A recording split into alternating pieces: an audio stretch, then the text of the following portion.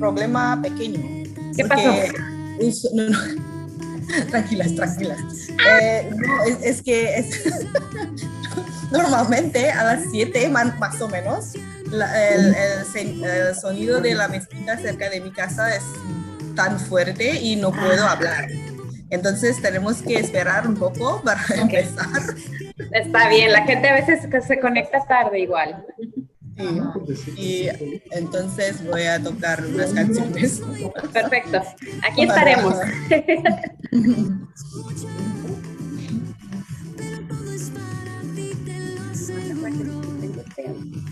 Es todo lo que voy a escuchar. Tú lo escuchas igual. Sí, No, sí, pero... perfecto. no que me... no nos escuchas. A mí no me vas a escuchar si hablo, claro. Sí, ajá. O si tú me quieres decir algo, me tienes que hacer así porque no te voy a escuchar. Toda la gente va a entrar a este link. Sí, y creo que... para la presentación tenemos lo del Zoom y aparte también está en YouTube o live en Instagram o algo. Solo en Zoom y YouTube. Ok. En YouTube puedes conectarte si quieres. ¿El grupo está limitado? Sí. ¿Cómo lo pueden buscar? Yoshi, por favor, envía el link. Tenemos una lista, una playlist de todas las sesiones. Ok. Yoshi va a mandar por WhatsApp. Ya me lo mandó, perfecto. Hay un poco delay, pero creo que está bien.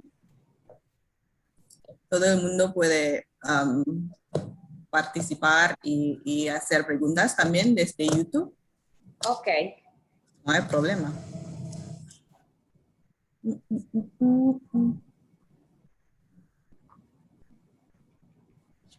Y sobre todo, hoy no tenemos juegos que se debería jugar en el chat, ¿no? No, por lo mismo que habíamos dicho de que hay gente en Zoom y en YouTube. Sí.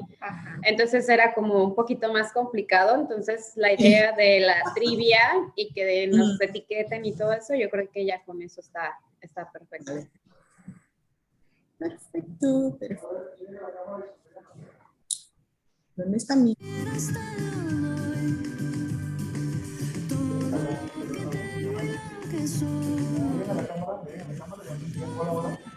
Hola. ¿Sonríe? ¿Me hablas? Ay, que sonría. Es que Gil no escucha otra cosa, acuérdate. A ver, póngase de frente a la cámara y sonríe. 1, 2, 3.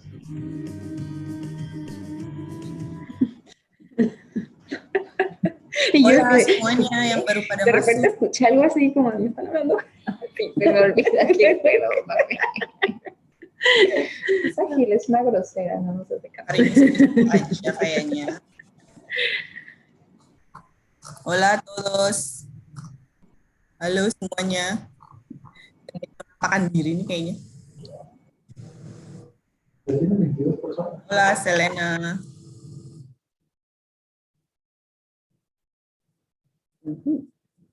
Hola Ira.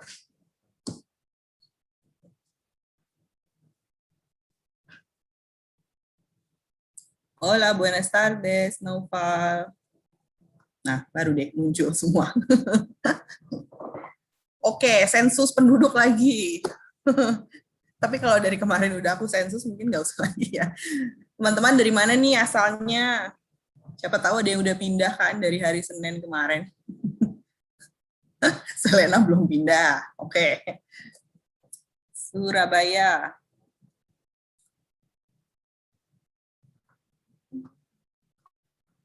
Semarang.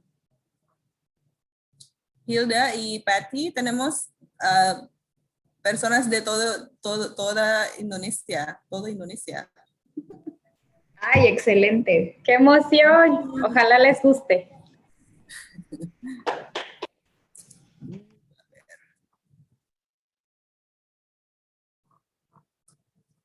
Semarang, Lampung.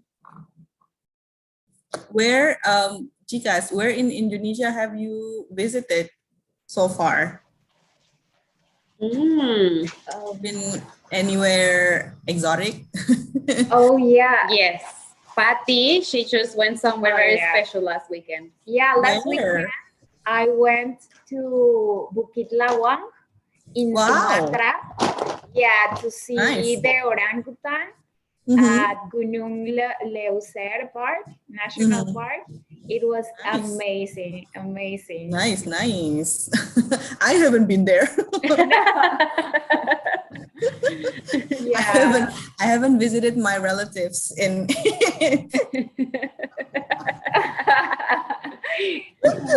Los Orangutan.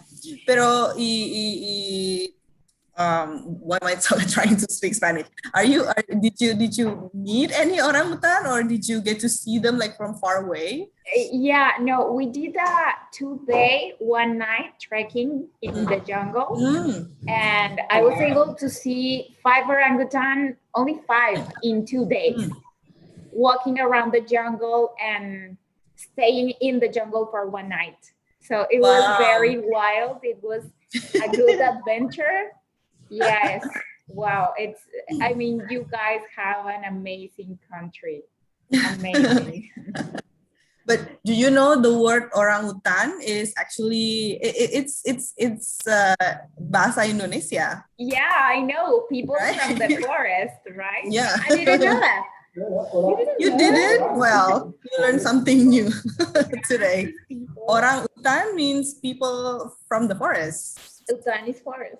Forest person. So the whole world, we use a Bahasa word. Yeah. Yes. Because it's native Indonesia. Yeah, native Indonesia. I have met some orangutan in Kalimantan, but yeah, they can get really violent and rude. Yeah. Oh, well, I didn't see any violent. Only we saw a male, a very big male, and we had to keep distance. Yeah, of course. Yeah, and you're not supposed to look them in the eyes either. Yeah. Because they can get attracted to you. I heard. I don't know if it's just scare me or something. I don't know if it's true, but yeah, I heard it happens. Oh. Wah, ada yang dari Bintan nih. Hola Dila. We got people from all over Indonesia. Let's see. Masih ada lagi kah yang berusaha untuk masuk? Yeah. Apa kita mulai aja ya? Apa mau tunggu lagi, Dewi? Gimana, Dewi? Mau situasi di YouTube gimana? Brief to Dewi, laporannya. Saya tunggu. Ya, saya melaporkan langsung dari YouTube, aman, terkendali.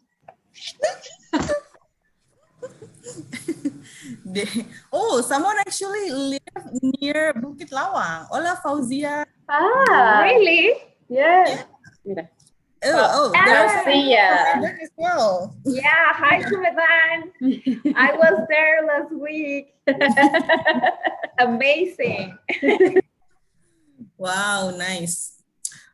Ya gimana Dewi situasi YouTube saat ini? Aman. Kita sudah mulai live di YouTube. Udah banyak yang ini ya, udah banyak yang join ya. Oke, Belum gimana? It's confusing between languages. I don't know what language to speak. This is the 4th day. I already lost my mind. Okay. Okay, let's just start, I guess. As usual, we have an obligatory video to play. Let's see. Oops, sorry. Why is it not working?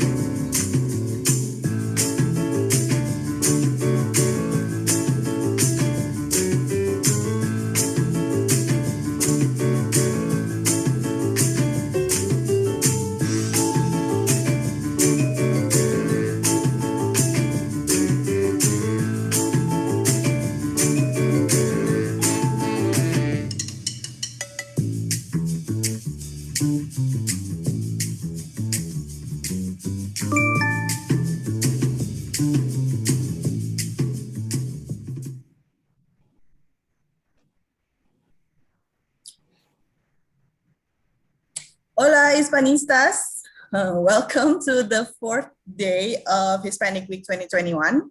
I'm Primarita, your host once again for tonight. For those of you who have been joining us here on Zoom and live on YouTube since the first day, thank you so much. I hope you guys had so much fun. And for those of you who just joined tonight, welcome. We've had so much fun for the first 3 days, and I can't believe that we're already halfway through or still halfway through. So this event is organized by Dime Porque. We are a community of Spanish language students and Hispanic culture enthusiasts based in Jakarta. We regularly organize cultural activities online and offline and collaborate with other communities and embassies of Spanish-speaking countries as well as language schools. As usual, everyone on Zoom here, please stay on mute when you're not talking. And I encourage everyone on Zoom and on YouTube to ask questions during the presentation with the live chat, because, you know, it wouldn't be so interesting without your questions.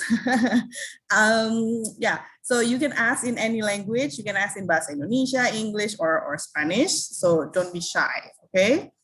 I'd also like to inform you that this session is recorded, and if you have difficulties connecting to Zoom, you can also watch us live or later on our YouTube playlist, which I'm sure you already have the link to. All right, and of course, another important reminder is that our Instagram stories competition is also still open. We have received some great and fun stories over the first 3 days. But of course, there's still time for you to participate. So make sure to post during this session before midnight, okay? So for example, if you want to post from this session with AIA, you have to post before you go to bed, okay? Don't forget to use the hashtag Hispanic Week 21. Mention us at dime.por.k, line.indo, and our speaker for tonight, which is Asociación Ibero-Americana, or AIA Jakarta, at AIA_Jakarta. All right, that's it from me. Let's see. I'm going to stop sharing my screen so I can see everyone here. Oh, there's a lot of people already. Nice. Yeah, good. Awesome. Hi, guys. Thank you so much for joining. Hola, hola. See, you know, I'm so excited tonight because we are once again collaborating with AIA Jakarta. The first time that we collaborated was during Dia de Muertos, or Day of the Dead, where all of us put on some cool and creepy costumes. You know? Yes. But I'm glad that this time we get to see their lovely faces. I'd like to welcome Gilda, Martinez, and Patricia Nuñez. Hola, chicas. Hola. Hola, hola. Hola a todos. Introduce yourself and maybe talk a little bit about AIA. Por favor. Claro que sí. Muchas gracias. Bueno, yo soy Gilda. Aquí tengo a mi compañera Patti. Nosotros somos parte de la AIA o AIA. Es un grupo de hispanohablantes. Nos dedicamos a juntar a la gente hispano para crear un grupo de amigos, para ayudar a la gente nueva que llega al país, a conocer gente, a que sepan dónde está qué, ayudarles un poco a ambientarse un poco en su nuevo país, en su nueva casa. También tenemos la parte que es, con todas las actividades que hacemos, recaudamos fondos y ayudamos a una yayasan. Entonces tenemos al orfanato, que es el orfanato Pondok Taruna. Todos los meses les ayudamos con un kit de limpieza y de higiene. Y pues bueno, este último año ha sido un poquito difícil para nosotros porque claro, con la pandemia no podemos hacer muchas actividades, pero nosotros seguimos con el compromiso y bueno, socialmente no podemos hacer mucho, pero nosotros todavía seguimos ayudando al orfanato y pues esperemos próximamente podamos tener nuestro primer café presencial. Así que estamos platicando un poquito y ya por ahí lo verán. Si nos siguen en nuestras redes sociales, AIA Jakarta, ahí podrán ver la información una vez que ya todo esté establecido. Y bueno, también aquí está mi amiga Patti, también es parte de Jakarta, de AIA Jakarta. Hola, hola a todos. Bueno, mi nombre es Patricia Nuñez. Vivo en Yakarta desde diciembre del 2019, que llegué justo antes de la pandemia. Pues me gusta mucho este país. Indonesia me encanta, me parece maravilloso. Entonces estoy muy feliz de estar aquí con ustedes esta noche. Pues igualmente, pero as much as I would love to hear you guys speak Spanish, Oh, sorry.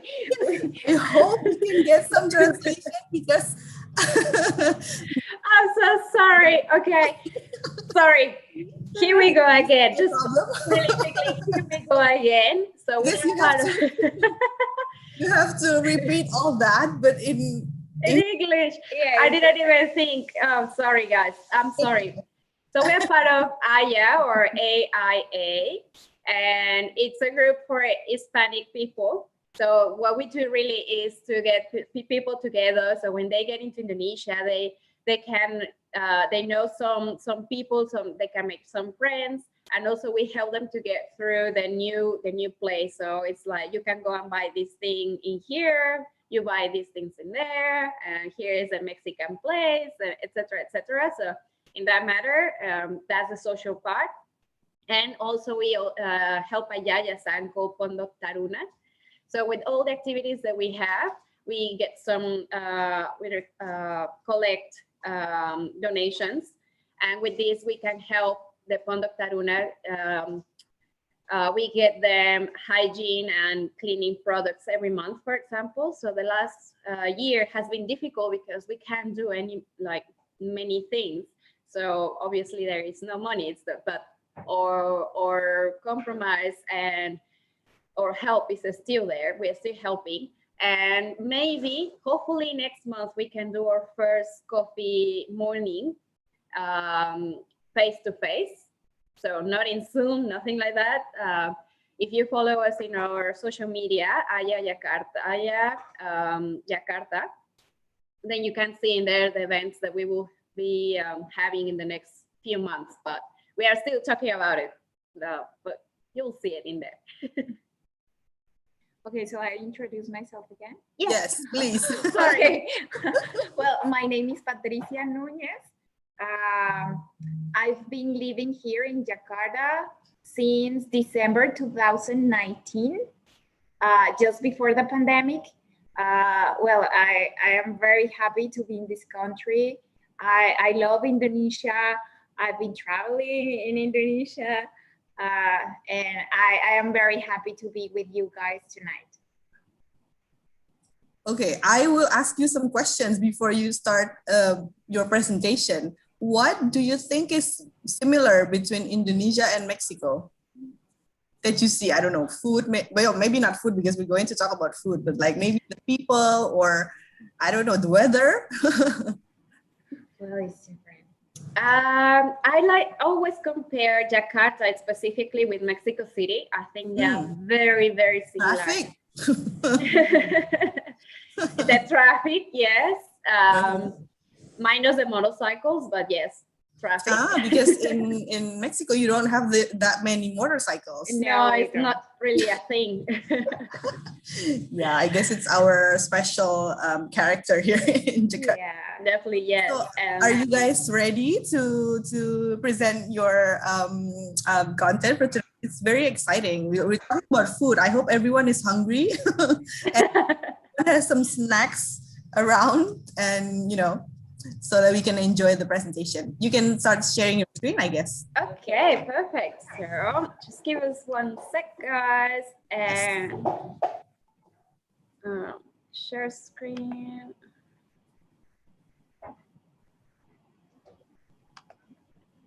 Share comparison. Okay. Sorry, guys, we left it on the last one. Here we go. Can you guys see? Yes, all good. Yeah, we are all ready. Okay. Just 1 moment. Awesome. Okay, guys. So Once again, my name is Gilda and my friend Patty. We are both Mexicans and we have been living here in Jakarta from maybe almost 2 years or 1 year and a half. And we're gonna let's talk about food. Okay, so,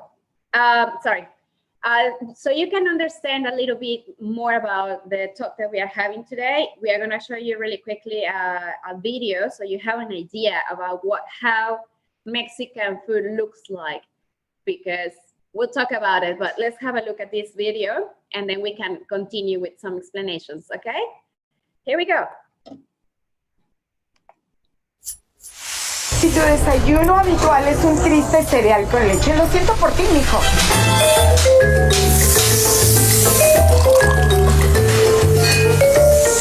Pero no te preocupes, porque yo te voy a enseñar los desayunos mexicanos que son los mejores del mundo. Aquí en el restaurante mexicano conocido por 24 horas, tenemos más de 40 años preparando estos desayunos. En México nos gusta desayunar muy fuerte, no por gorditos, no piensen mal. Estos desayunos están muy generosos para que nuestra gente tenga energía, para chambear en el campo todo el día.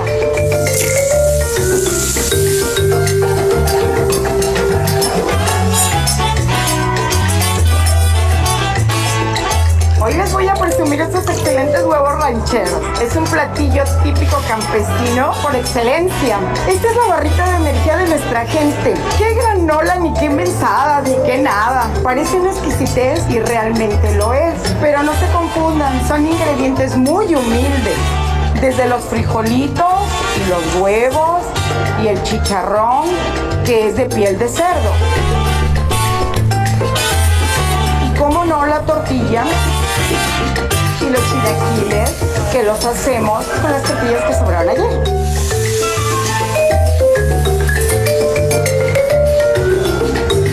Les presento la machaca ranchera.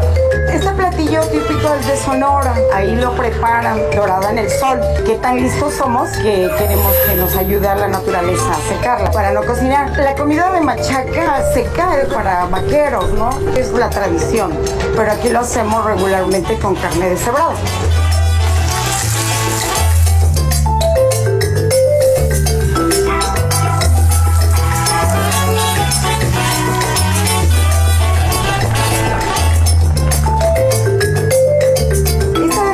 Lo llamamos poblano porque lleva el típico mole poblano. Lleva chiles de diferentes tipos de chiles, ajonjolí, chocolate, pan tostado, tortillas, pasas, pero le ponen el alma y el amor, sobre todo. Fíjense en el nopal, hasta esta hoja de cactus la aprovechamos. Porque a la vida hay que quitarle las espinas y quedarse con lo bueno. Y si es usted de más dulce, tenemos el típico desayuno chocolate molinillo con delicioso pan. Y este es el molinillo que lo utilizamos para sacarle espuma y que sea más cremoso y más rico. ¿Sí? Regularmente cantamos chocolate, molinillo, estirar, estirar, que más rica va a pasar.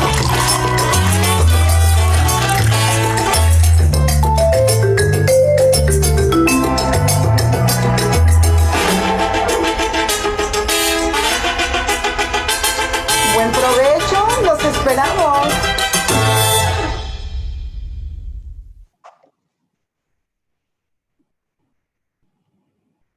Ay, qué rico. A ver, ahí estoy ya. ¿Sí nos escuchan bien? ¿Sí? ¿Ya regresó? Sí, perfecto. Yes. Bueno, pues ahí está una pequeña... sorry. This is like Netflix, you know. Netflix always changes language without us knowing. I know. I'm sorry. Okay, so this is don't worry. This is just a little thing to show you how Mexican food looks like the real one. And actually, it's funny because she's mentioning about the molinillo, the thing that we use to make the chocolate, and every single house has them. Sorry, let me see. Hold on. It's hard. Focus. It's really hard to, there. Can you see it? There. We have one as well. every single Mexican has one. I think your screen hasn't changed. What are you showing right now? It's just hard to show you. I was looking at your shared screen. Okay, no, let me put a spotlight on you so that everyone will see you. Yeah, good. Thank you. Yes. This is a molinillo. We prepare chocolate like this. So you guys use it here to make chocolate, or is it? Yes. Even though with this hot weather, you don't feel like hot chocolate sometimes, but we just put the air cons on and that's it. Hot chocolate. All right. Okay, so now we are going to talk a little bit about the Mexican food. So just to understand a little bit more about it, we need to talk a little bit about the beginning of the traditions. So authentic Mexican cuisine is not what you can find in your average Mexican restaurant. It's really difficult for us. Every time we go to a new country, they always have a Mexican restaurant. Every single place. It has become really popular and we always love to visit it. But food can be that authentical.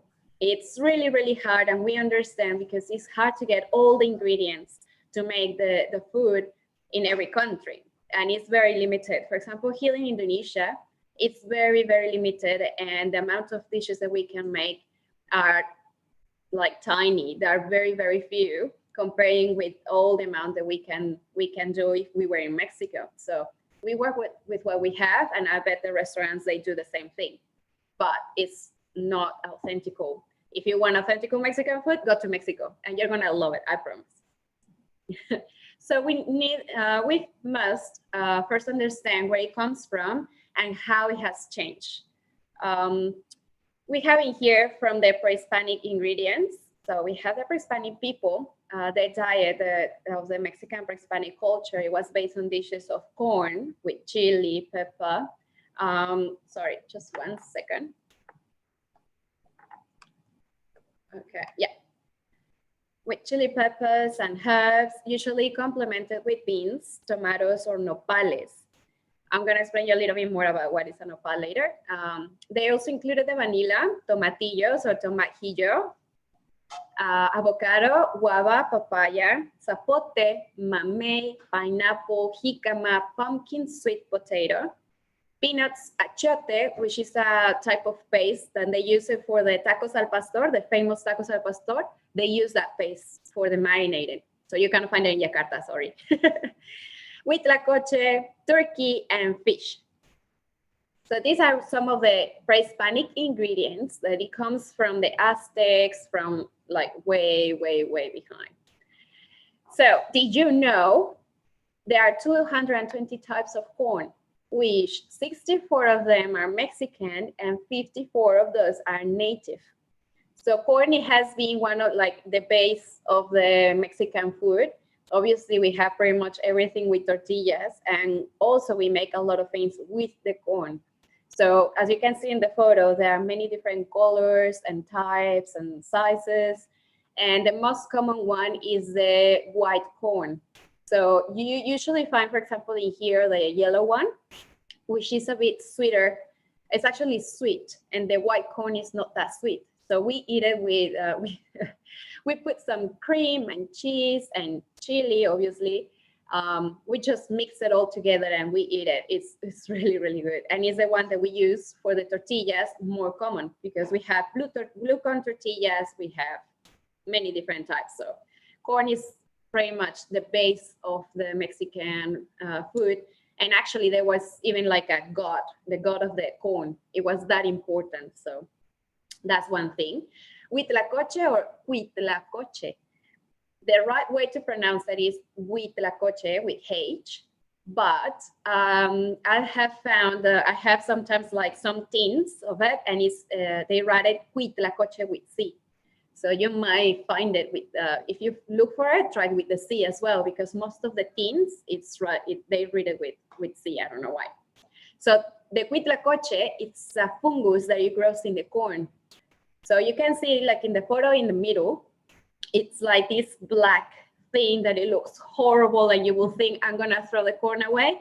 Nah, we eat it. So we make quesadillas, we get our tortillas or cheese and put the huitlacoche in the middle. Oh, it's delicious. I promise you, it doesn't taste like how it looks. It's really, really good. Also, we have the nopales. Nopal is a type of cactus, which if any of you have ever seen one like the one in the photo, please tell me, because I'm dying for one of those. It's part of our diet, and it's, as you saw in the video as well, you saw how they cook it and it was presented on some of the dishes. So we eat as well this cactus, and also those little red balls that it has in there. If you look at the picture, it has some red balls. Those are the fruit, which we eat it as well, and that's called tuna. It's not a fish, but that's the name. It's called tuna. And once again, if any one of you has seen it, let us know, please. Okay, guys, I have here a few ingredients. They are like from the pre-Hispanic ingredients, and I'm gonna ask you if you can write on the chat. Do you know what this is? We have in here obviously 4 different things, so I wonder if you guys know, especially the picture in the middle, if you have an idea of what that is. So I'm just gonna have a check on, let's see the chat. Let's see the chat and see if someone gets a right question. Okay, yeah, the most common tortillas are the corn tortillas. Flour tortilla is more a Tex-Mex sort of thing, which that's not Mexican. Okay, let's see. Nobody knows what it is? Any guess? Any guess, maybe? Okay, let's see. We have another message. And think something crawly. Roaches? No, no. But there are 2. Yeah, we eat insects, not roaches. Crickets, yes, we have one for with crickets or grasshoppers. Worm, insects, yes. Anyone knows what is the worm on the left? Okay, well, you got it right. They are insects. The photo on the left is the flower. It's the zucchini flower, which we eat it. And most of the time we accompany it with quesadillas as well. And eggs. Ooh, Fabi, you got it. The second photo. Yes. Fabi, the second photo are and eggs. In Mexico, it's called escamoles. And it's a really, really delicatessen dish. It's super expensive because it takes a lot of work to get them. So as you can see in the photo, those little white things, that's the eggs of the ants. So they prepare it in a very different ways. I don't even know how, but they're really, really good. Zucchini flower, yes. Okay. The picture on the right, on top, yes, you're right, a grasshopper or crickets. We love them, we fry them, and we put lime and salt and chili, and we just eat them. And actually, I'm just gonna show you. Let me see if it's possible. Try to get. I'm gonna get closer. There. Can you guys see this? Oh my God! So we have some grasshoppers. It's part of the things that we carry. Please don't tell anyone. Wait, is it cooked? It is cooked. It's fried already. It has lime and chili in there. And they taste like fried chicken or something. They're really good. I would prefer to eat fried chicken, but yeah, here. But how do you eat it? Okay, do you eat it? Oh my God. Okay. We eat it in tacos. Do you guys really like it, or is it just acting? Okay. No, it's really good. It's really. But how do you season it? Yeah, you season it. Yes. Mm-hmm. Yes, they have salt and chili. Obviously, everything has chili. Oh, okay. Chili and salt, right? So that's very. We have a whole bag. Okay. We have a whole bag here. We can't really see it.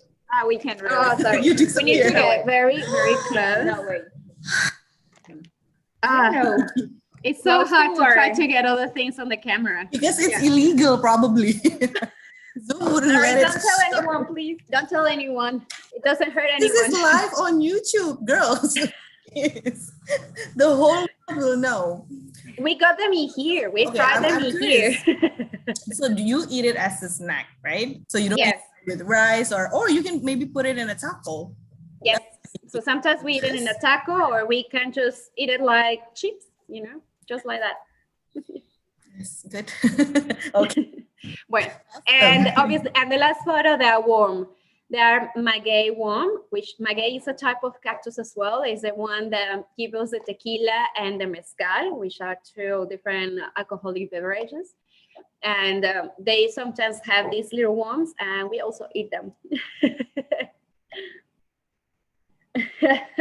I love it. All right. So the first natives of Mexico, they did not have ovens. Instead, they heated the food over the fire using an iron and ceramic pans. So as you can see in the photos on the right, that's how a kitchen used to look like. And even nowadays, still, many people have kitchens like that. So they have just like a little space where they have some bricks on a shape, like a circle shape or something, and they put the fire underneath, and then they have this iron pan on the top. So that's really good. And also, another method to use was steaming. So they suspend meat wrapped in a cactus or like the maguey leaves, banana leaves over boiling water in a deep well. And also they use the fat for frying as well. So that's another technique they used to have. So as you can see in the photo, they are suspending something. So there is, all that is, I believe it's maguey leaves, doesn't look like banana leaves. So it's maguey, which is the cactus. And in the center, there is the meat. And they put it in there for cooking. So even now you still find people that they use that, they cook the meat in that way, especially in the north. In the north, we are really into meat. So you find restaurants that they cook the meat in this way still. So it's really, really good. Okay, so also they use a metate, which is a tool made with volcanic stone that was used as a grinding stone, or a molcajete, which you call it ulecan. Ulecan. I don't know if I pronounced it right, but okay. Ulecan. Ulecan. Ulecan. Ulecan. Yeah.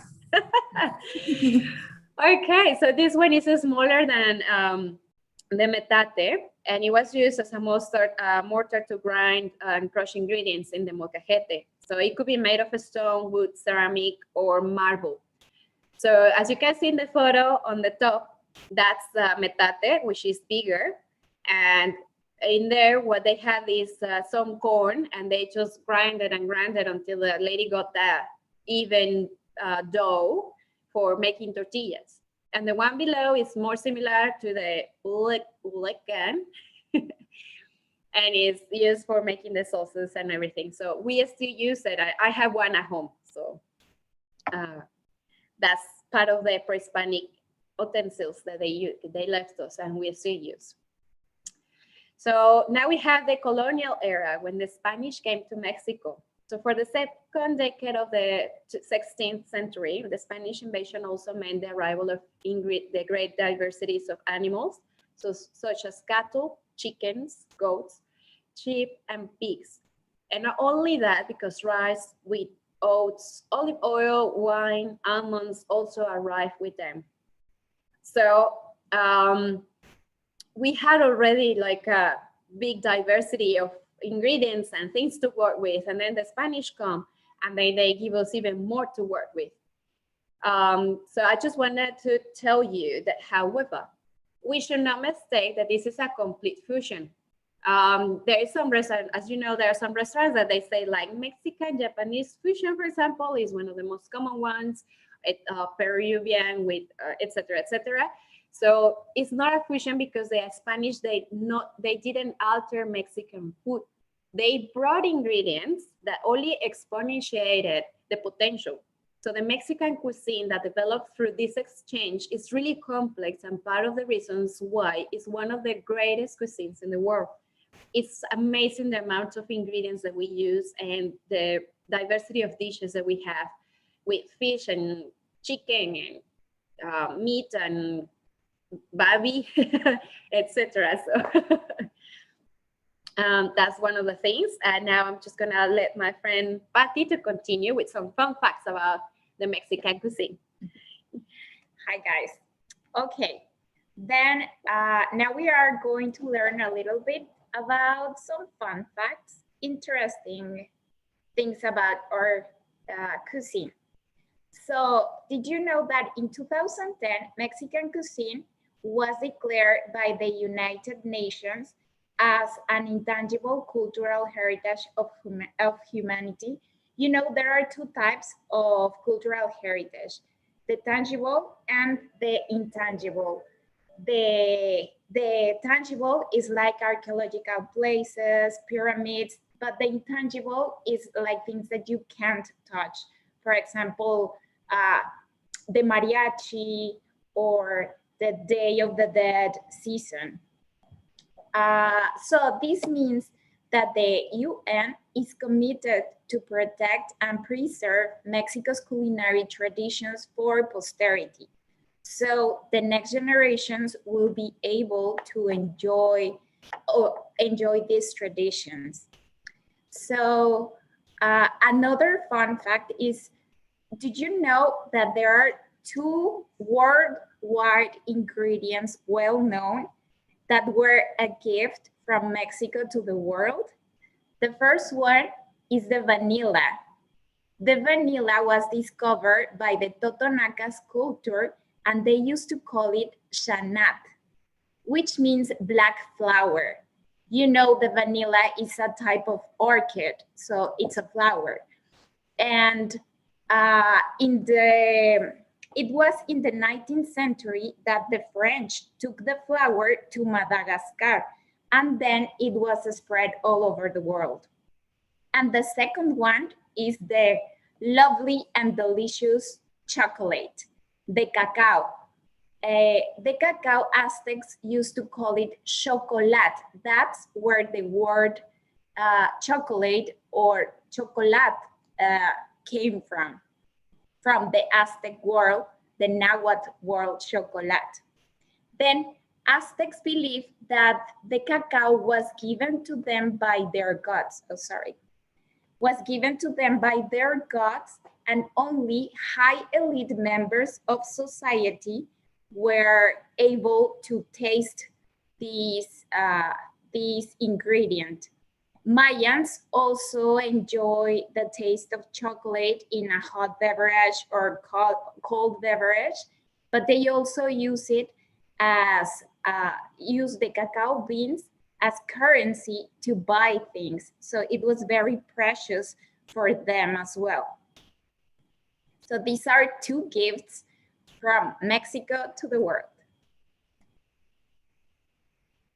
So you guys now are starting to understand a little bit of how important the food is for us. And it's so important that in Mexico, every festivity has its own flavors.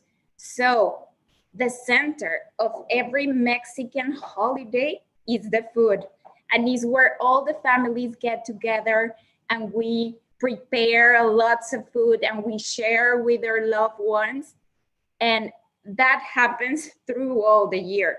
For example, we start in January with New Year's Eve, the turkey and the Dia de Reyes with this type of bread that is Rosca de Reyes. In February, we celebrate Dia de la Candelaria and we eat some tamales. During March or April, according to the Christian Catholic calendar, we celebrate Easter and we have romeritos or bacalao, which is a fish.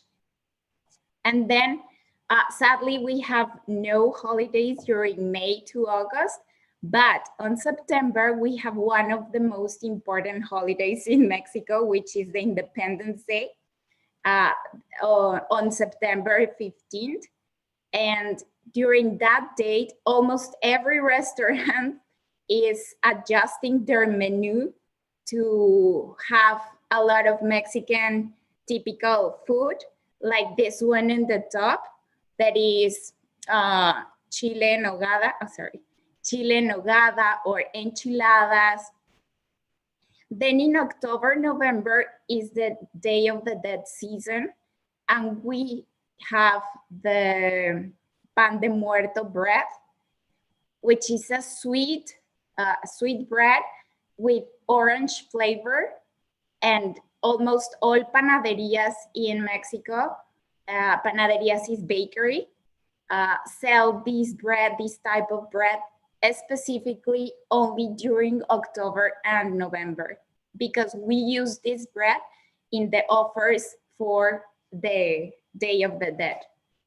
And on December, of course, we have Christmas, and every family decide what type of food they want to serve, and it also depends on the region in the country. Okay, then another fun fact that I think it's kind of similar to Indonesia, because you guys have a lot of I don't know if I say it correct, chave. Yeah, okay. You guys have a lot of chaves, but in Mexico we have 64 types of chile, how we call it. For us, chave is chile. And out of that 64 types, some of them we use them fresh, and some of them we use them dry. So the dry form tastes different, and it gives a different flavor to the dishes. So that's why some we use them fresh and some others we use them dry. So as you can imagine, with all of these types of chile, the center of our cuisine is the chile, and not only the cuisine, but also our guilty pleasures, such as snacks, beverages, alcoholic beverages, candies that we eat since we are children. So here we have Corona beer prepared with sauce and chili and lemon and salt. So this is quite delicious. On the left, on the right picture on the top, that's very typical candies for children. We normally have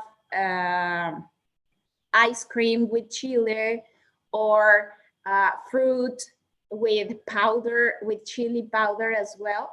And some things, this is the most common brand. I don't know if you see.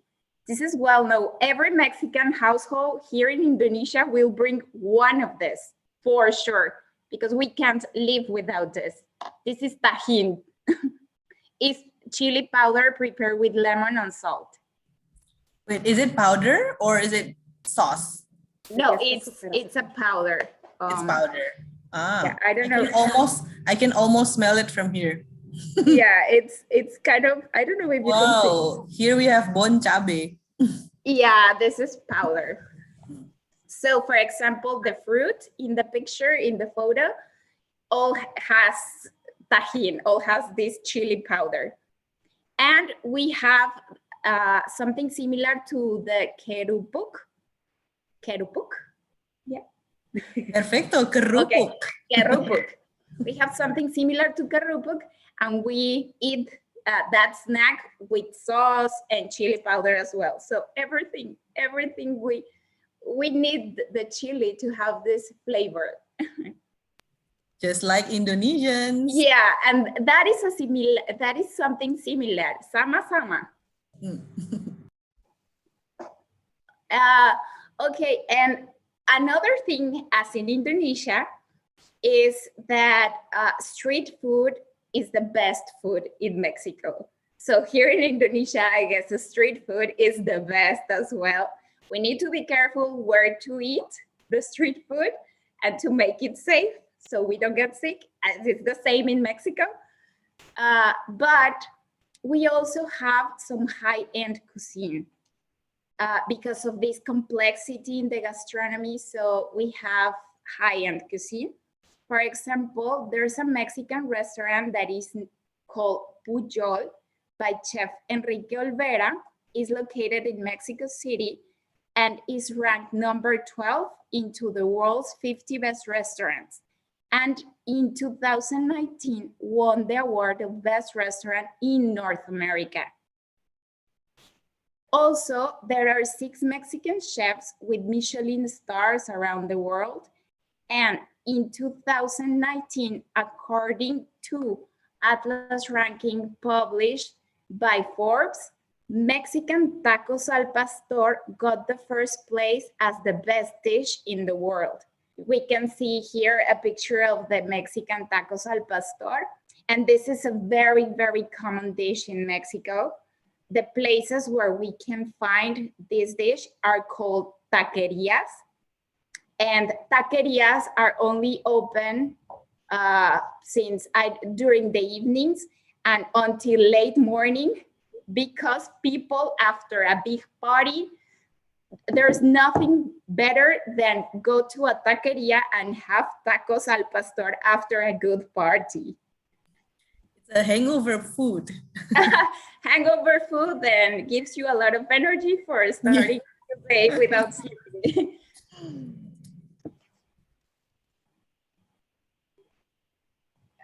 Oh, sorry, yeah. And well, you know how far is Mexico from Indonesia. So we are really happy to find some ingredients of our gastronomy, of our cuisine here in this beautiful country. So the first one is Rosella. The Rosella tea, we call it Jamaica. And we never drink Rosella or Jamaica hot. We drink it cold, always freezing cold, because that is a refreshing beverage for us. So in the taquerias, for example, every taqueria will have agua, Jamaica fresh water to go with the tacos, to eat with the tacos. The second one is the that's hard, bengquang. Ah, perfecto. And this root for us is called jicama. Jicama, of course, we have it with the tajín. That is like a healthy snack, but we love it. The third one is la busian. We call it chayote. And we use chayote to prepare soups like chicken soup or some types of creams. And also the fourth ingredient we are very happy to find here is the tomat hijau. This we call tomatillo, sounds alike. And we use the tomatillo to prepare our classic green sauce. The green sauce in Mexico, or salsa verde, is used in a lot of dishes. So here, the picture on the bottom, it's a classic breakfast in Mexico. It's called chilaquiles. It's made out of corn and the main ingredient, which is the green sauce. So we have a surprise for you guys, and we have a video so you can learn how to prepare chilaquiles with the Indonesian ingredients. So let's see the video.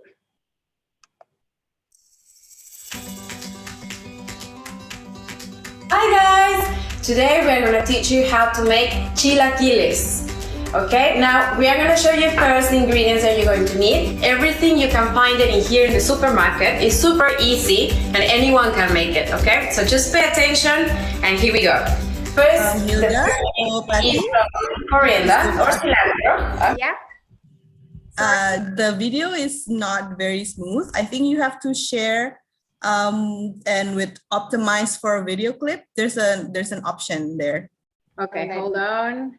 Yeah.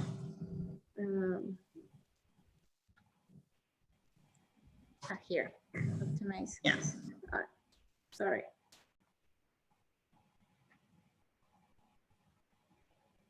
Okay. Let's see. Hope it's Sorry. We need green chili. So usually we get the jalapenos, which is kind of like this brand is the ones that you usually find. But sometimes I can't find any in the supermarket, so I just get the normal. I'm sorry. We need green chili. So usually we get the jalapenos, which is kind of like this brand is the ones that you usually find. But sometimes I can't find any in the supermarket, so I just get the normal long green chili that I can find. Okay, this is okay as well. Next, we need just a quarter of onion also. So 1 piece of garlic. Okay, this one is quite big. If it's too small, then get 2, but one of these ones is perfect. 5 pieces of tomato. And also we need one of these ones. These are green tomatoes, okay? So we get these ones in Mexico, but the acidity is quite different, but it still works for us. So we can still cook with these ones. So we are gonna use 1 full packet of green tomatoes, okay? Also, it depends what you want in your chilaquiles. Some people like to put chicken in them, so they get some protein. So we are gonna have some chicken breast or any kind of chicken that you like, any pieces. We have also in here salt, pepper, cumin, and chicken stock, okay? We get some cream, cheese. In this case, we have two types of cheese. This one I made it myself. This is fresh cheese, and we have also just normal. You can use mozzarella, and of course we got the totopos, the very, very important ingredient for the chilaquiles. These are con tortilla totopos. These ones you can find them in Chemchicks or in Laguna Meat Shop. Even in Tokopedia you can find them. So if you put corn tortilla chips, you will find them. All right, let's start cooking. We are going to need 2 pots and the blender, okay? Now, we are gonna get the chilies and cut off the ends and put it in one of the pots. Now, the tomatoes, we just cut, sorry. I'm gonna cut the end bit, and then this bit, we are just gonna do like a little cross, so it's easier to take the skin out.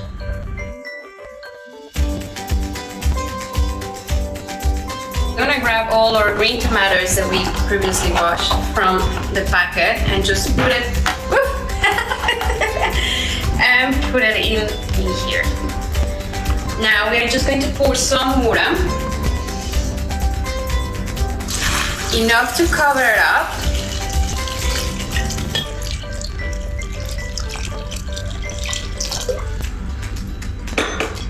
And this we are going to put it in the stove to cook.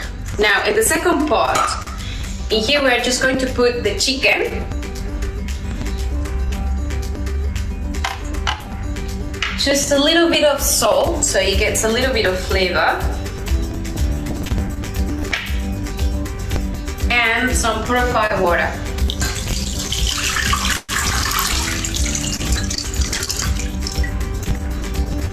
Okay, this is the first step, and both they are going to the fire until they get cooked. Okay, now we have the tomatoes and the chilies ready. As you can see, they started to peel off. So this means it's ready. When we have our ingredients cooked, we are going to start making the salsa. We are going to put the quarter of onion into the blender. We are going to cook also add garlic.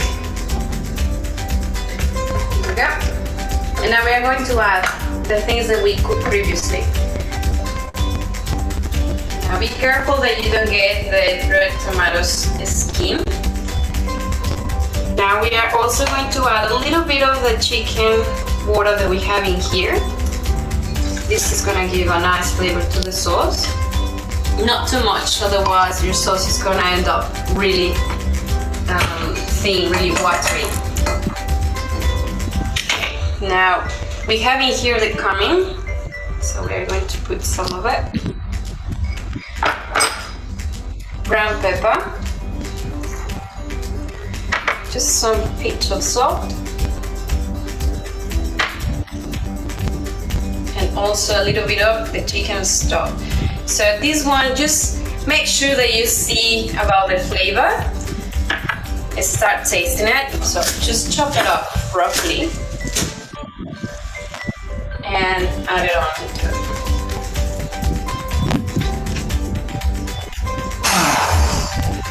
Okay, now the ingredients are blended. We are just gonna check if it has enough salt, if you need something else.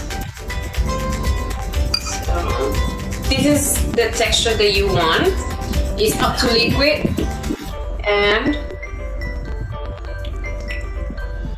nice and spicy. Now we are going to put just a little bit of oil, like this, and then we are going to add our sauce that has been blended already.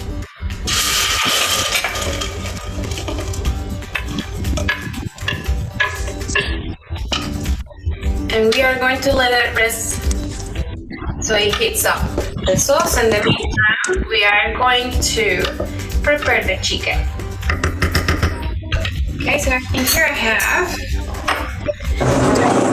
chicken, a little bit hot, so I'm just gonna use the help of 2 forks.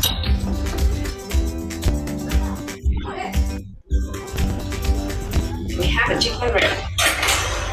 Now we are just going to wait for the sauce. Now the sauce is hot, it started bubbling, and it's ready to remove it from here. So now we have already in the plate, we've got the totopos. We are going to pour some of the salsa. So it depends how much you want into it. So if you like it like really, really soggy into it, then you put more. Or you just want a little bit of flavor, but come on, we are Mexican, so we are gonna soak it into the sauce. Perfect. Now they are all covered up. We're going to put some chicken. Spread it out in your chilaquiles. Now, some people, they don't like to add chicken, that's fine. Some others, they like to combine it with beans. So we have, for example, you find these ones from La Costeña, whole black beans. You can mix them up, so that's okay as well. And yeah, for breakfast, we like to put a sunny egg or just like an egg on top. Telur.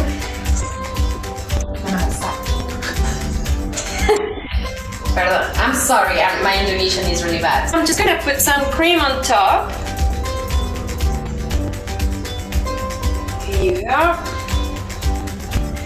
And I'm gonna combine the cheese because I like both.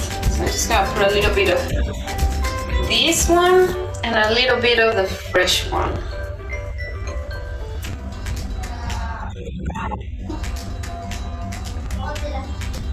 Here you go. Done. You got chilaquiles. Just gonna eat one with my hand. Sorry guys, I had to try.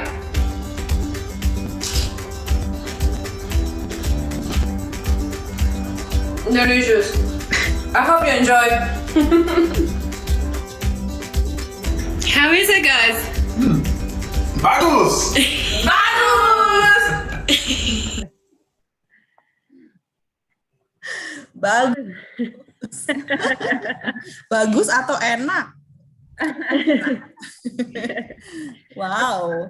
Bueno, No, I was just gonna say all this looks very delicious, but unfortunately some of our participants can't see the video clearly. So I was wondering if we can, share the video with them after the event, so that yeah, sure.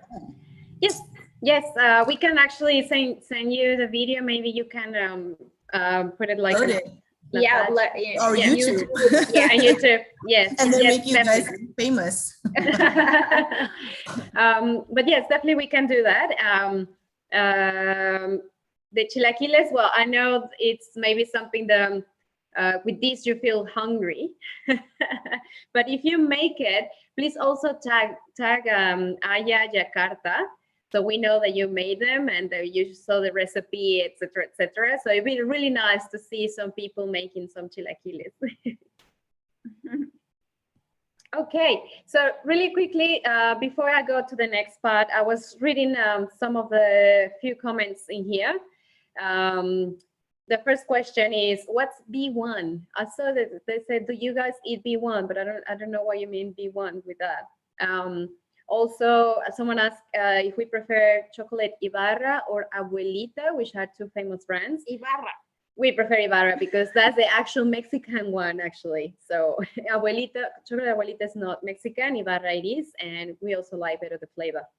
Someone asked about Cinco de Mayo. No, we don't celebrate Cinco de Mayo. That's very American thing. So no, Cinco de Mayo is not Mexican.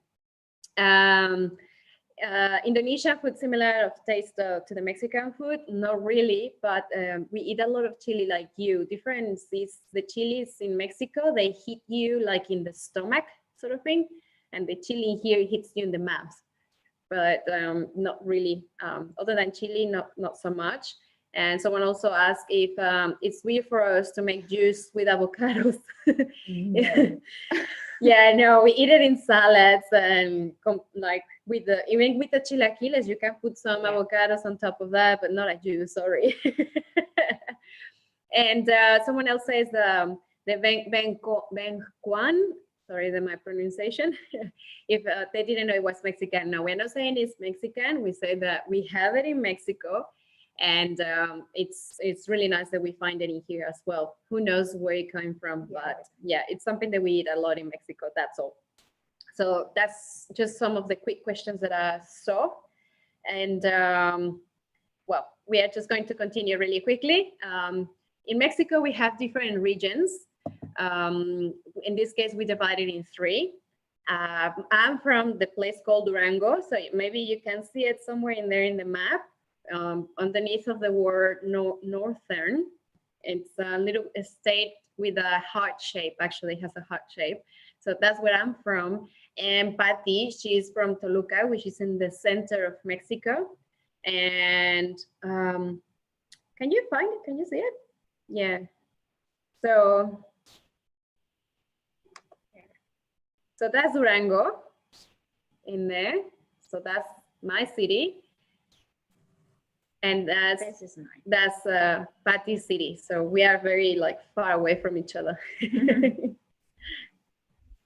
Okay, so some examples. From the north, we eat a lot of meat. Once again, everything is about meat, going on the Sundays to a carne asada or a barbecue. So in the left side, we have something called discada, which is minced beef with minced pork and sausages and ham, chorizo, chilies, onions. It's like all mixed up, and we eat it in tacos. It's really good. The center one is the typical barbecue, but also we have these sausages that they are red from the inside and the outside. I don't know what they have. I don't want to know either, but they are really good. Once you put them in the grill, they taste delicious. And also one thing is a spring onion. We eat the spring onions on the grill, but because they are bigger, as you can see in the photo, the onion is actually quite like the bowl is bigger. And in here in other countries, it's really nothing in there. So we can really grill them like we do in Mexico. And on the right side, in there we have something famous called cabrito. So it's lamb? Lamb. Yeah, lamb. On the fire, with the wood. Sorry, I got a little bit of an English blackout. And of course, one of the most famous beverages that we have with is beer. Everything is about beer in the north. Mezcal, which my city Durango is one of the states that they produce mezcal. And also we have the fresh water with the hibiscus water or horchata water, which is rice with cinnamon and milk water. I think guys, you will love it. If you look on Google how to make horchata water with H, so horchata, maybe you can give it a go. I think you will like it. So we have also the food on the center. In here, it's, for example, on the left side. You want me to continue? Yeah, I can do this. Okay, Patty's from the center, so she's going to explain you the center dishes. Well, the center is more similar to what the Aztecs have, because the Aztecs were located in the center of the country in Mexico City. So, for example, the dish in the middle, the picture in the middle, it's called pozole. The pozole is an Aztec dish, which has babi, pig, radish, cabbage, and corn, big grain corn, right? Yeah. Big grain corn. And then we have on the right side, these corn tortillas, thick corn tortillas, which are called tlacoyos. They are made with blue corn and with cactus on the top. Cactus seasoned with some chili, onion, and cheese on the top.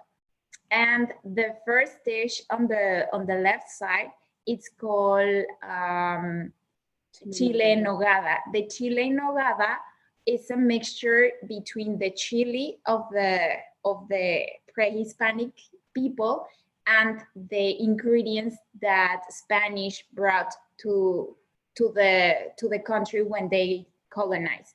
So it has I don't know how to say it, nuez moscada, nutmeg.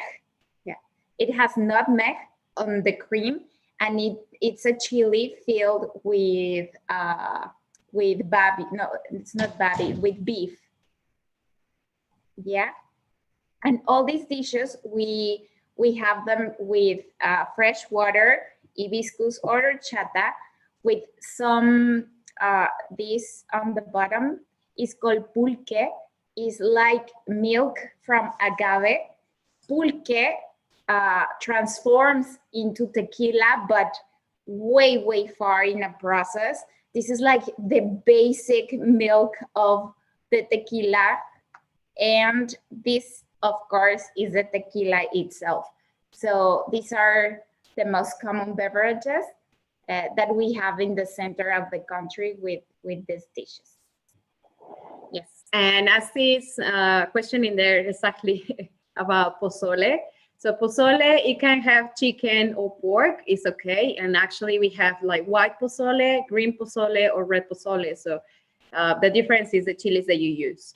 And it's as traditional as everything. So it depends also on the area. It's what kind of pozole you have. So for example, in the coast, usually is white.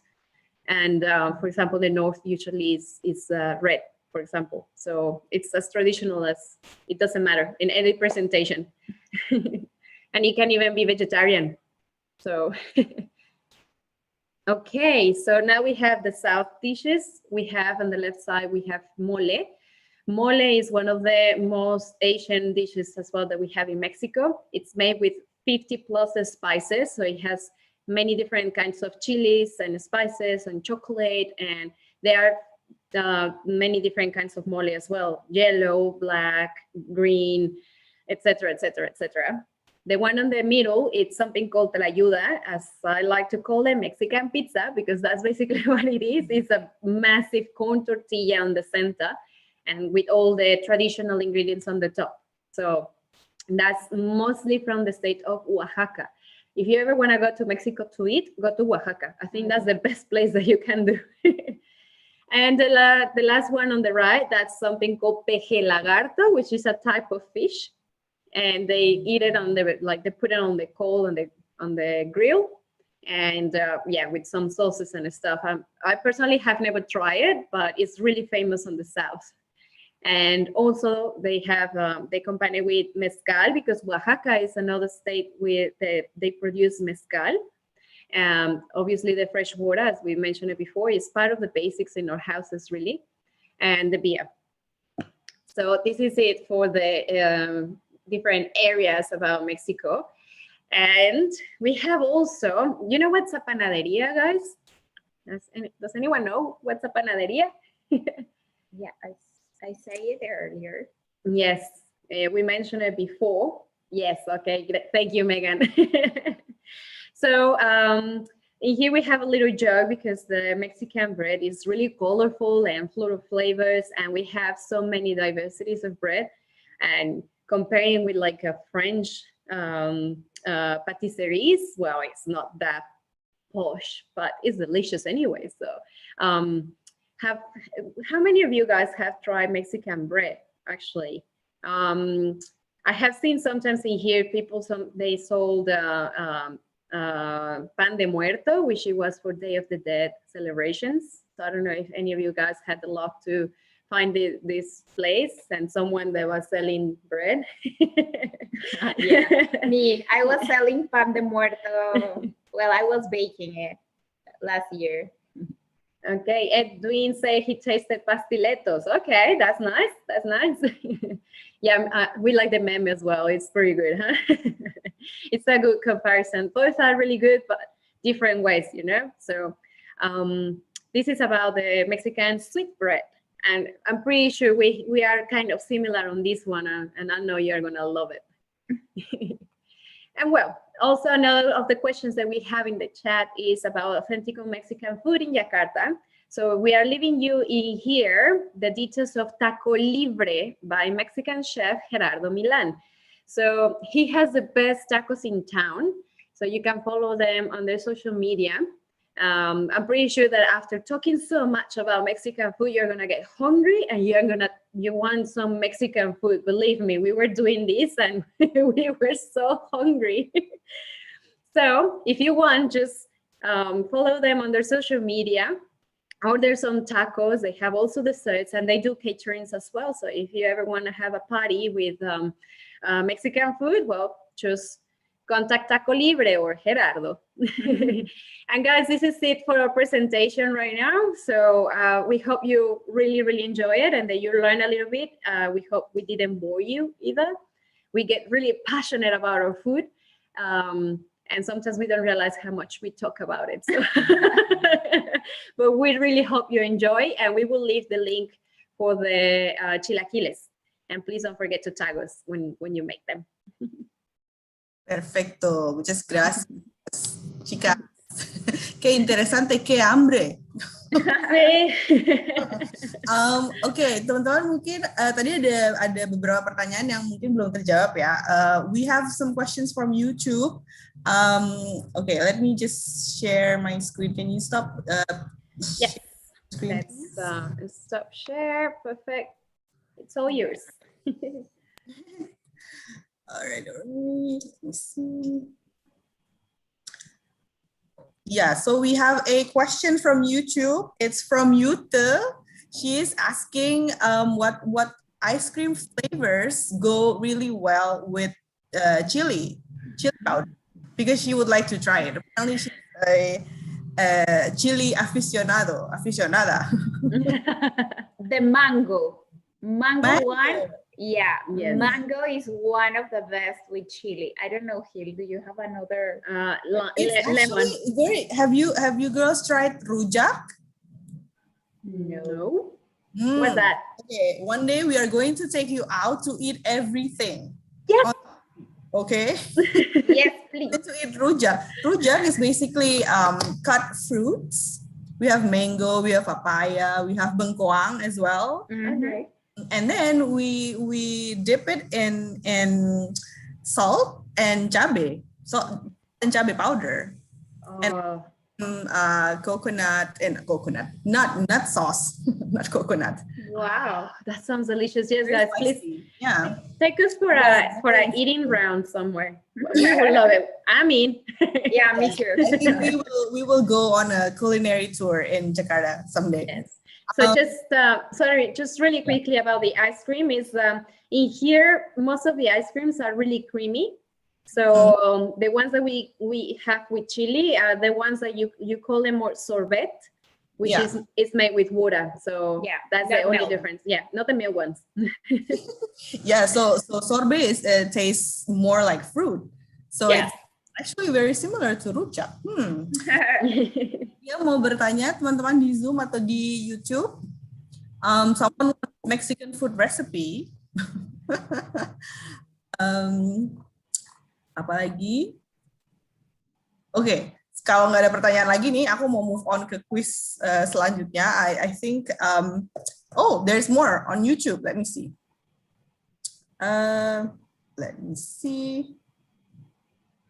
Henry, can you read the question on YouTube? Yes.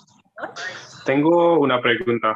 ¿Comen saltamonte también los mexicanos o solo chapulín? ¿Comemos sangre? Saltamontes.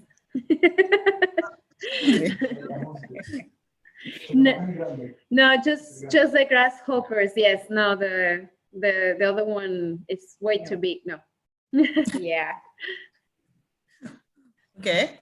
Any other questions from YouTube? No? There's one on Zoom. Please recommend the perfect set of appetizer, main course, and dessert in Mexican food. Oh, okay. Your ideal meal, your ideal dinner, Mexican dinner. Okay, appetizer will be a soup. Maybe a corn. The Aztec soup. The Aztec soup or tortilla soup. Yeah. Yes, that could be the starter. For main, tacos. Unas enchiladas. Enchiladas also. What else? I can't think of anything right now. Or pozole. Well, pozole, it's main and salad and everything together. yeah, but I think enchiladas will do fine. Or or some mole with chicken. Yes, and rice. Right. Yeah. We're brother and sister in terms of rice because we can't live without rice, right? Yes. And rice a little bit different from Asian or Indonesian rice, I guess. Yes, a little bit. I mean, we cook it with tomatoes sometimes. So we make red. It's red or it can be green. Yeah. It's we do. Do you guys also eat coconut rice? No. No. But it's delicious. I learned how to cook that here in Indonesia. I love it with ginger. It's nasi uduk. With pandang. I love pandang. It's one of my favorite flavors in here. But you can't find pandan in No. No. Too bad. And well, for dessert, we have many different ones. And this is something that I want to ask you guys because we have something called arroz con leche or rice with milk. And some people is like, rice cannot be dessert. That's like too much food. But for us, it's dessert, it has some sugar in there and cinnamon and that's a dessert as well. And it has milk. But I don't know. What do you think about rice for dessert? I've tasted before. It's actually, I don't think of it as rice. I just think of it like porridge because it's blended, right? And it's sweet. So it's sweet. Yeah. So I don't know. I don't know rice because if it's rice, then I have to eat it with chicken or beef or something. Another flavor, another dessert. It could be flan, which Taco Libre sells flan, by the way. So you can order from Taco Libre and you find out how it tastes. So I think you will. Are they still open right now at this hour? Maybe. I don't know. I'll try tomorrow. Well, okay, I have a question for you girls. So in Indonesia we eat, or actually we drink avocado chocolate. Okay.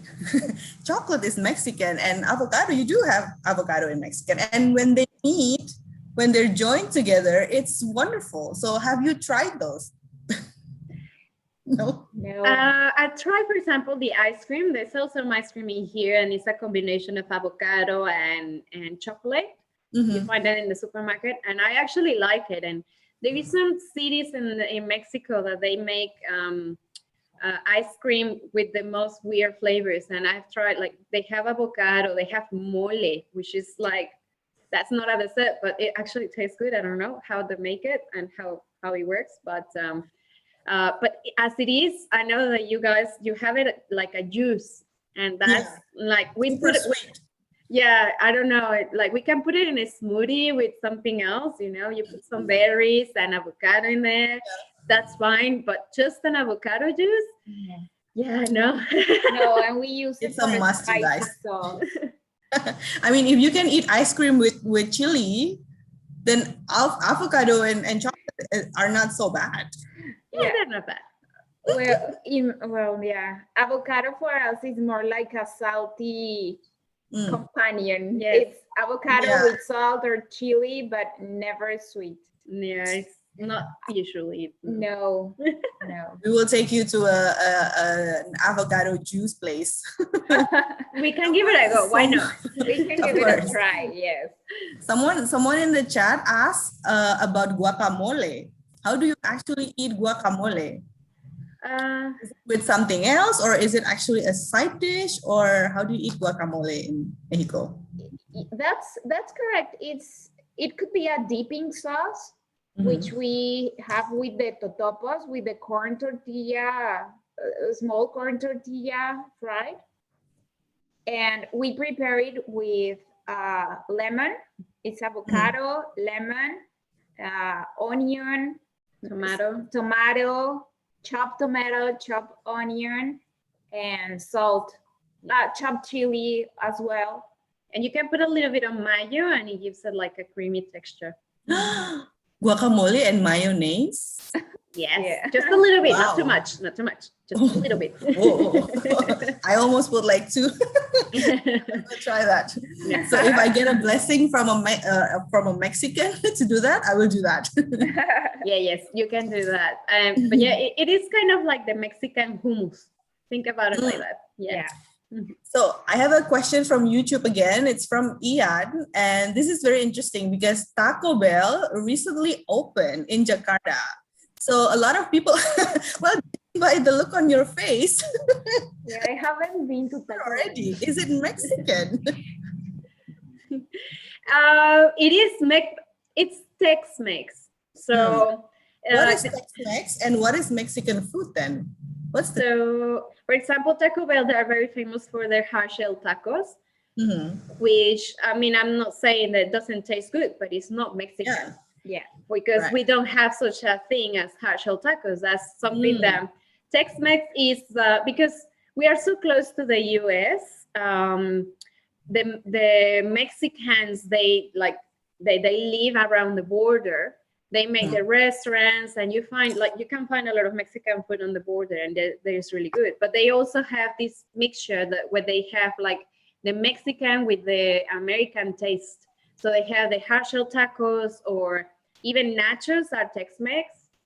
We do have them in Mexico and all that, but that's a quite Tex-Mex thing. Yeah. Burritos as well. It's a little bit of a Tex-Mex, but we eat them as well. I mean, we love burritos. But yeah, if you want authentic tacos, go to Taco Libre. I mean, Taco Bell is American style tacos. Yeah, that's true. I heard that if the restaurants serve tacos on a taco plate, like the triangle one, it's not Mexican. Is it true? Yeah, no. Well, I've seen that in very fancy restaurants in Mexico, like that they sell one taco for, I don't know, $5, one taco. And they sell it like the presentation to make it fancier, but the real good ones, no, not like that. Yeah, they put it in a plate with a plastic and they're floppy. Yeah. So Taco Bell bukan Meksiko ya, bukan Meksiko asli. Another question from Zoom from Erin. Hola Erin. She's asking if there's an authentic Mexican restaurant in Jakarta that doesn't serve pork. No, really, but Taco Libre, their food is halal. So so the chef Gerardo Milan, he's married to an Indonesian girl, and they have halal food. So right.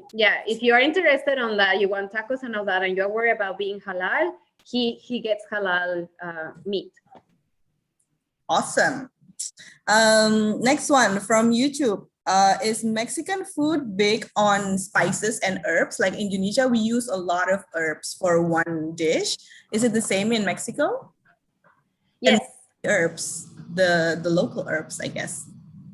Yes, it is the same. We have so many, and like we cannot even name them all. And it's really sad because we can't find any here.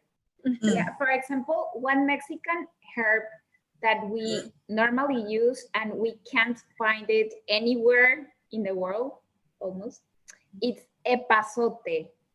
Epazote. Yeah, it's a very smelly herb that gives a lot of flavor to sauce, to soups, beans, a lot of things. And yeah, we can't find it anywhere but in Mexico. I guess for countries or culture with long history, they would incorporate some herbs in their dishes, right? Like between Mexico and Indonesia, our history is really long and like go way back, centuries back. So I think it's one of the similarities. Okay, let's see if we have more questions. No questions? Or does anyone want to ask question with your microphone so that I don't have to talk all the time? You guys can talk. You can practice your Spanish. Yeah. Yes. Oh, okay, guys. If you want to practice your Spanish, please ask your question to Gilda and Patty directly. Anyone want to try? You know, talking about food is a good way to practice your Spanish. Yeah, that's a basic. For sure, your Spanish will be better than our Indonesian, so don't be shy. Yes. Okay, if there's no other question, I guess I'll move on to the quiz. This is very interesting because we have been talking about Taco Libre for a while. And now you guys have the chance to win vouchers from Taco Libre, which is worth 100,000 rupiah each. But unfortunately, Taco Libre is only in Jakarta. It's only for our participants from Jakarta, but winners from outside Jakarta will also get some cool Hispanic Week 2021 merchandise, which is super exclusive for you. So I don't know which one is more interesting, the vouchers or the merchandise. They're both very interesting. So what you have to do, this is just like our previous session. So you have to answer 3 questions correctly on your Instagram story. I hope you guys took notes from the presentation because this is from the presentation. The first one, what are the 3 pre-Hispanic ingredients that are still used nowadays in Mexican food? Jadi 3 bahan-bahan makanan pre-Hispanic yang masih digunakan di Meksiko sampai sekarang. The second one, how many chili species exist right now in Mexico? Jadi ada berapa spesies cabai yang terdapat di Meksiko? Aku masih ingat nih tadi di presentasinya. The third one is, what Mexican food won the best dish in the world in 2019 by Forbes magazine? Okay. So answer these 3 questions correctly on your Instagram story. Mention us, mention AIA _Jakarta, use the hashtag Hispanic Week 21 and also hashtag HW21AIA. So you guys have until midnight. There's still 4 hours left to post. and to search maybe if you don't remember the answers from the presentation. And then we will pick the winner and announce it tomorrow morning. Right? Okay then. Anything else you want to share, Gilda and Patty? Thank you so much for participating in our event. This is very interesting and very informative, and we all love Mexico, obviously, because this is the second time we invited someone from Mexico, and I hope you have a great time with us. Oh, we have so much fun every time. Thank you so much for inviting us. We really, really hope you enjoy as much as we enjoy food, seriously. Yes. And take you to the culinary tour. Yes. And just one last question. He says they want to ask, what's your favorite Mexican food? So what's your favorite Mexican food? How do you choose? Tacos al pastor for me, definitely. The best. For me, I don't know, enchiladas rojas. Okay. Yes. Wow. Red enchiladas. Nice. Okay, maybe I should just, order something for tonight because this is making me hungry. Just a reminder for tomorrow, we still have another super fun event. Gilda and Patty, if you want to join us tomorrow, because it's Friday night, we're going to, party. Con nuestro amigo de Colombia, Nicolás.